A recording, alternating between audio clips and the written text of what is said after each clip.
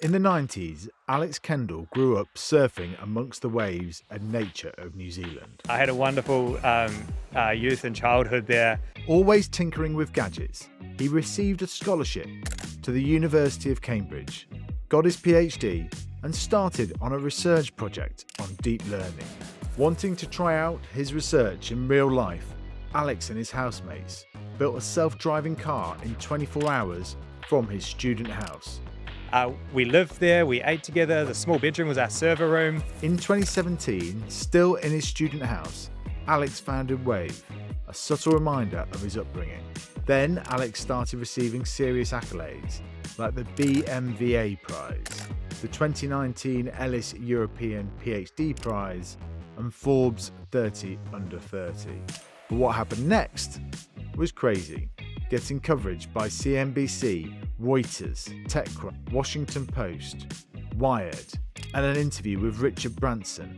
He raised over $258 million before partnering with his first big clients. Ocado Group and Asda. Even bigger investors took notice, with Microsoft and the Meta chief AI scientist investing. In a test drive with Bill Gates around central London, Alex and Bill took a memorable ride. It was a bit surreal to be in the car as it dodged all the traffic, in one of the most challenging driving environments imaginable. High praise from Bill Gates indeed. It was phenomenal. And all of this before his 30th birthday.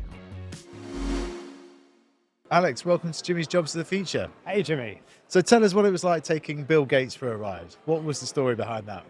It was phenomenal. I mean, this guy has created such a massive technological change. To get in my car was awesome. To actually be able to drive autonomously through the centre of London was an experience that we were able to offer. And if you haven't seen the video, eating fish and chips with him in the back of our car was unforgettable.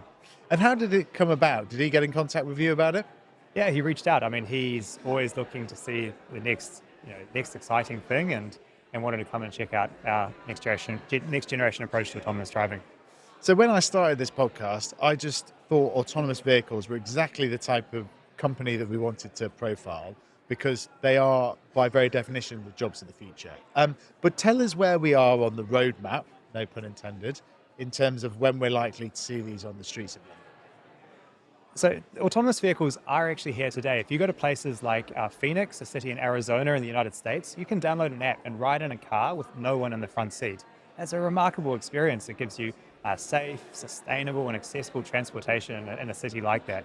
The question is, when are we going to see it in places like London? And as you know, London is a very complex environment to drive in. That's where I think AI, artificial intelligence, is going to be the unlock to make this possible. A lot of people, when you think of AI, you think of chatbots and co-pilots and things like that. And that's certainly where I think the conversation is for the next couple of years. But where we're going to see AI shift is it's not just going to be co-pilots and chatbots, but it'll be the physical machines that it can enable, intelligent machines that allow us to do a lot more with our lives. And I think autonomous vehicles will be the first example of that. So what we're pioneering is this AI approach to autonomous driving that does let us operate in cities like London. We've been testing here for the last couple of years, and are really excited to see this technology transform the city around the UK as well. And it is amazing if you watch the videos, particularly the one with Bill Gates, just how incredible it now is in terms of they are overtaking cyclists safely and so on. It's extraordinary to see. When do you think we will see them more regularly on the streets of London? What's the timescales that we're looking at? So today we're in a development phase. We are trialing our technology. We've been to over 10 UK cities as far as Manchester, Leeds, Liverpool. We've even started commercial trials with our partners Ocado Group and Asda are doing last mile grocery delivery with our autonomous vehicles. But this is all in a trial phase. We still have another couple of years of technological development.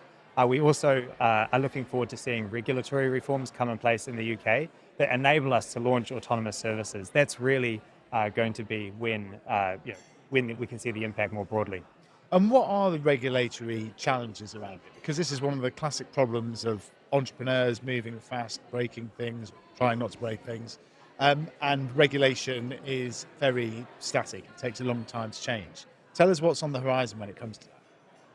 It's been a mixed bag in the UK. So to the credit of the government, the Law Commission started a review on how can we put in place liability and regulation structure for autonomous driving about 5 years ago. And that was really proactive. It was fantastic.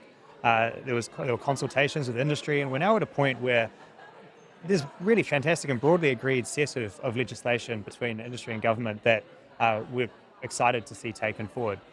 Unfortunately, we've seen a bit of flip-flopping from the government as, last year it was announced that, look, they want to bring this in and put it in place for 2025, but then it got taken away, and now there's uncertainty. It makes it really challenging to say, okay, look, we want to invest in and grow this in the UK market, and we want to see the benefits of autonomy brought here. So I'm hoping that we'll see this legislation brought to Parliament soon, ideally in this fourth session that we're going to see shortly, and that will enable the growing investment and ultimately the benefits of autonomy to be created here. Yeah, with the general election, there isn't long to be able to get these things through, and it would be a great shame for the UK to miss out on what is something like you say, we've been quite forward thinking of. But the benefits are extraordinary. If you think about it, in the UK, in London, for example, car parking takes up 10 times the size of Hyde Park in terms of land mass. Cars are used maybe 3 or 4% of the time. The rest of the time they sit there idle, doing nothing. What happens if you have autonomy, where you can suddenly utilize vehicles and create a lot more sustainable transportation? Or even car accidents are estimated to cost 2% of Britain's GDP. When you think about congestion, the actual healthcare costs of accidents, and all of the people that really sadly are hurt on our roads every day, I think autonomy is the technology that can drive that number down to zero. Yeah, and that's extraordinary. And the aviation industry has been successful at that in recent years as well. So it is possible to move transportation in this way. What do you think freeing up that amount of car parking space could do for a city? Well, it's interesting when you think about creating healthier streets for society. When you have that land freed up, there's been some studies that have shown you can create a lot better interaction between pedestrians and shops to increase turnover and engagement in shop fronts. You see, of course, safer streets makes it more accessible to people with different forms of mobility. So ultimately, I think it's going to be the biggest shift that that we see in our urban cities for over a century. And the government's own statistics say that it could lead to a sort of 2% increase in GDP over the next decade, right? Yeah, we're here at the Tony Blair Future of Britain conference. That's a pretty extraordinary statistic that could improve the UK economy. The government's estimated that autonomous driving by 2035 can be a £42 billion opportunity and create about 40,000 jobs. So it's really sizable. And more generally, if you look at things, I think artificial intelligence is it's going to be the biggest technological shift we see in this generation. And the key thing is we've got to recognize that it's not just chatbots and co-pilots. I mean, those are extraordinary in themselves.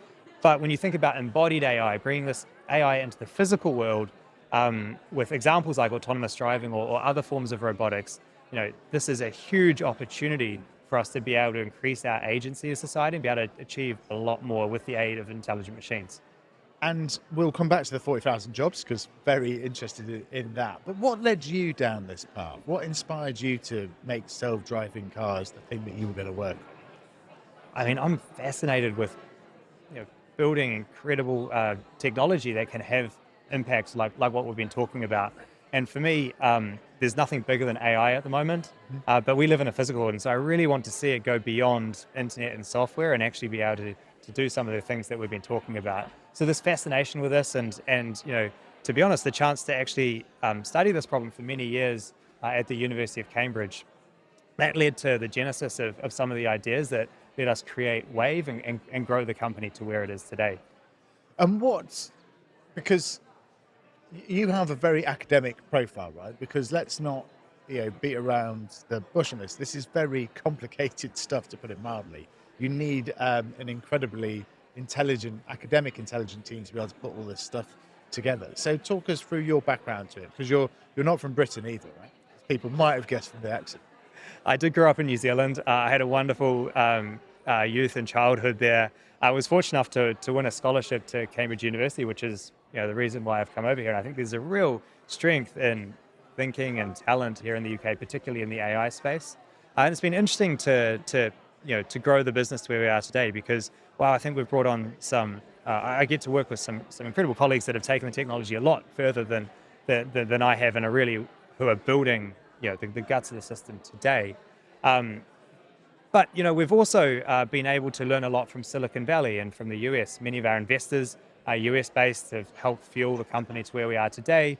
And I've certainly learned a lot from the entrepreneurs that I look up to and have been able to meet in that ecosystem.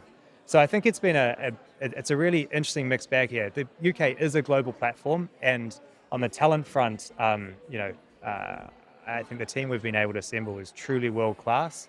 But I've also been inspired and have really looked to some of the amazing results in Silicon Valley for what it's going to take to grow the company to the next stage. Which entrepreneurs inspire you? Oh, you're going to put me on the spot and ask me to name names. Yeah. Look, I'm really inspired by deep technology problems. Not an Instagram for cats or some software play like that. But I've been inspired by some of the technologies that have fundamentally changed things, whether it's CRISPR or other forms of biotechnology, or some of the work going on in nuclear fusion right now, transportation. I think these are the kind of things that are hard. They take sustained investment over time in the most elite teams. But if you have the ecosystem for that, the results can be the things that really matter. When you sit back at the end of a century and say what really mattered that century, I think I'm not belittling the latest fintech platform is super important for an efficient economy. But if you think about what really was important in the 20th century, it's those big, hard, deep technology changes, and that's what we can't forget. Forget as a society. And what has been your experience of raising capital for something that is a seriously long-term bet as well? It's been an interesting experience because I've really tried to find the right investors that aren't doing this kind of thing as a sideshow, but really deeply believe in it. And some of our backers that include Bolden Capital, First Minute Capital, and Bailey Gifford here in the UK have been real champions and believers of us, and it's been great to engage quite deeply with them on building the company. And then on the US side, whether it's Eclipse Ventures or some of our partners that are real specialists in the robotics and AI space, or our strategic partners like Microsoft, we've really tried to bring an ecosystem of partners around the business that gives us all the ingredients we need to succeed. Yeah. And how many people are you employing? Our team's about 210 or 220 today. It changes by the week. And how has it been sort of scaling that? And what were the first employees you looked for? It's changed because one of the interesting things about building this company is there's been various different chapters we've gone through, and each of them have enabled the next one and have been. But the thing that's sort of been the common thread through them all is the foundation we put in place, the mission, the culture, and the people that carry us on that journey. At the start, we were a small number of research scientists really trying to pioneer a proof of concept of what the future of autonomous vehicles might look like. What is a system that'll take us to 100 cities and beyond? And there we rented a small house in Cambridge. We lived there, we ate together. The small bedroom was our server room. The large bedroom was our boardroom or our meeting room. And the garage, we prototyped a car that was able to drive for the first time with reinforcement learning, with machine learning. Wow. And it learned how to drive for itself. But it was a demo. It could drive around the block. It's allowed us to raise funding, but it was far from a product. It's a very different type of garage startup than we're used to. It was fun. We had a cable going out the window to connect the car to our servers. We had it up on stilts and we were playing around with the thing. And tell you what, when it first worked, when we first were able to go around the block and came back to the house, we threw, I think, one of the biggest parties I've ever had in my life. It was a really exciting moment. But that was a seed, that was a foundation. That allowed us to raise the capital that moved us to London, have set up our fleet. We've built out the team with the expertise to take that proof of concept and productionize it. The engineering workhorse and product expertise that can build a system that's robust and can be trusted by its users. It's also been a time where we've built out the partnerships. We our model is to license this AI driver to the world's most innovative and big fleets and automotive manufacturers. And so building out the partnerships to see this deployed in production is where we're taking things, while retaining world-class scientific expertise that enables us to produce those next breakthroughs. I can tell you about two really quickly. We've seen generative AI being able to transform what we can do in simulation, being able to generate scenes that that allow us to synthetically create data that of the crazy and wonderful edge cases that you see on the road, so we can build a more reliable AI system. Or bringing in large language models in our system, the power of language to communicate and interact with robots. I think in the future, backseat driving will be a thing where you can talk to a self-driving car and actually understand why it's making decisions and help guide it with what you want it to do as a machine. Just thinking about the design principles of a car for a second, like how do you think the car might change in the future? Oh, look, there's such opportunity for that, Jimmy. Whether it's changing the way that we, so first of all, as you move towards autonomy, that allows you to do things like change the way the environment of the car is set up. So a lot of the windows right now in a car are transparent because the driver needs to see outside them. Yes. When you see a machine taking on that responsibility, then the car can become a hub for productivity, sleep, infotainment. You can see, connected car technology come on board, where you could even create more efficient roading systems. Perhaps change the way that traffic signals or traffic lights operate. All of these, it's important to recognize that these kind of things are going to come in once autonomy is to a level of scale. As an industry, we are building autonomy that will integrate with society as we see it, and that's really what we're going to see in the near term. But once you see it widespread, then that gives you opportunities for more significantly improving the way that mobility works, ultimately to provide a more seamless experience to the consumer or to society. And what do you think are the biggest barriers to this happening? Surely they're cultural, right? In terms of, people not wanting to feel like they've lost control when in a car. How are you going to overcome that? We see mixed messages around that, actually, because recent studies have shown that there is a real appetite from society to see autonomy, excitement for it, and belief that it will provide a better future. Everyone knows someone that's been hurt in a car accident, and we don't want to see that again. 1.3 million people a year dying on our roads and orders of magnitude more injured is a stat that we should not be proud of. So there is broad consumer appetite for this technology, and for good reason. But of course, I think people need to be taken along for the journey as this technology goes out. It's not something we can just turn on overnight. So the way we trial and expose and build confidence in this technology is I think a key thing when we build this. And where did the name come from? Wayve. I'm growing up in New Zealand. I'm a very amateur surfer. I love catching waves, and unfortunately, moving to London, there's no beach nearby that I can do that. And so, what's the next best thing? We can ride a wave home by catching one of our vehicles in the city. So that's where the name Wayve came from. Brilliant. And we sort of got sidetracked there about asking about the jobs and how you build a team of 200 by your great origin story of the student house, kind of pulling it together. What's it been like at the various different stages? Where have the transitions in you as a leader kind of come in at those points? Because your 200's a big startup, right? So like, what have the transition periods been in building that team? It's really come with technological milestones and product proof points that have given us these inflection points to grow and like earn the right to tackle the next stage of growth. I mean, my job is entirely changed over the last 5 years, from writing our first code to growing a team, bringing on board the partnerships and the ecosystem, and ultimately the environment that we have today. But the key thing for me is that it's so important to create a diverse team to tackle this problem.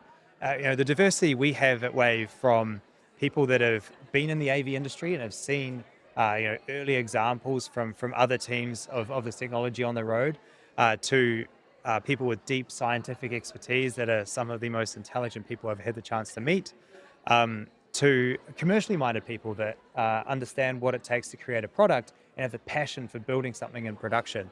That diversity of thought and experience and background has been so key.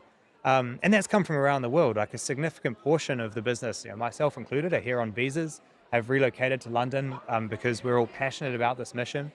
We have an office in San Francisco in California, where we've been able to also learn from the set of experiences that you have out there. But the thing I'd call out is that to build the right product that can be appreciated, robust, and succeed, it takes a diverse and highly capable team. Totally. And why King's Cross? I mean, it's Saul Klein, Local Globe, calls it the new square mile, the new Palo Alto. But tell us why King's Cross. I mean, we're just we're on the same road as Saul's office, but look, King's Cross, it is the technology hub, right? But the special thing for me is that it doesn't just have the, aluminium and glass skyscrapers of the big tech giants, but also this industrial area on our road, you've got a pasta factory, a brewery, a music studio, and a venture capitalist. But we have these warehouses where our team and our development fleet are co-located. And so, we're not at, arm's length where it's an hour to travel to actually see the robots in action, but you can develop and live and breathe the AI in one space. And that's a hive of innovation. We've built the premier robotics mecca right in the heart of London in King's Cross. With the team, talent, the vehicles, and of course all of the other infrastructure to make this possible. What other sectors do you, going slightly off your topic now, but where else do you see robotics having a big impact on the way we live our lives? I mean, over time, it's going to be transform so many things and be able to accelerate what we're able to do. But I think in the practical reality of making it possible, you need to have hardware platforms at scale. You need to have a business case that's viable, and you need to have data to be able to train these systems. The reason why we're building AI for embodied intelligence, the reason why we're starting with autonomous vehicles is because that most prominently exists there. There are cars everywhere. We can have access to the data that enables us to create the future of transportation. And the business model is really clear. This is there is a service that these vehicles can provide that's transformative and valuable to society. Now, I'm also excited about things like domestic robotics, going beyond a Roomba or a dishwasher, but something that can really help assist the domestic lives we have, manufacturing, to pull out another example, and there's many more. These ones are going to need a lot of innovation on the hardware and also to create the exposure that allows you to create intelligent platforms. There's some work to be done, but they will come too. And I think I think the 2030s will be a decade of where we're talking about embodied intelligence and seeing there are challenges, but ultimately the opportunities that they can bring. You're not that old. But all right. If you were a young graduate now, or somebody that's just left school, and you're thinking, this is what I want to do. You're right, you've inspired me. This in our century, in the 2030s, this is going to be what matters.